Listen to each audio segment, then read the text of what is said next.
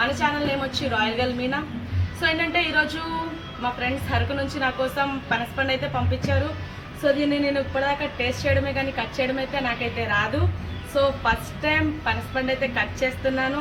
So ఏంటంటే ఇది cut చేసే ముందు మనం ఏం చేయాలంటే ఆయిల్ అనేది అప్లై చేసుకోవాలంట. సో ఎందుకు అంటే దీంట్లో చాలా వరకు ఏమొస్తుందంటే జిగురు లాంటిది వస్తుంది. అందుకని చెప్పి అది మనకి అంటకుండా ఉండాలి అంటే మనం ఇది కట్ చేసేటప్పుడు ఏం చేయాలంటే కత్తికి చాక్కి ఇంకా మన చేతులకి ఏం చేయాలంటే బాగా ఆయిల్ అనేది అప్లై చేసుకోవాలి.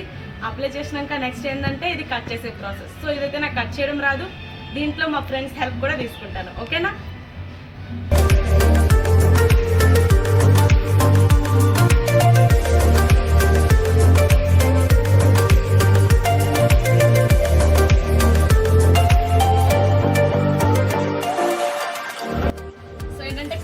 మా ఫ్రెండ్స్ హెల్ప్ కూడా తీసుకోలేమో మేబీ అనుకున్నాను. బట్ నా ఒక్కదాంతోనే అయిపోయింది. చాలా అంటే చాలా బాగా పండిపోయింది.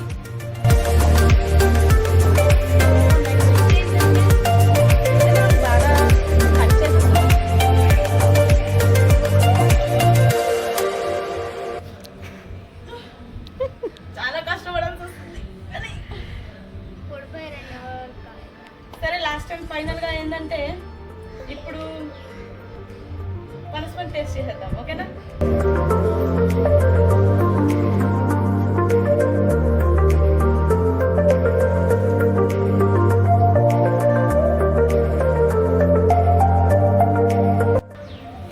సో ఫైనల్గా ఏంటంటే ఇప్పటిదాకా ఏంటంటే చాలా స్వీట్గా ఉంది, తీయగా కూడా ఉంది.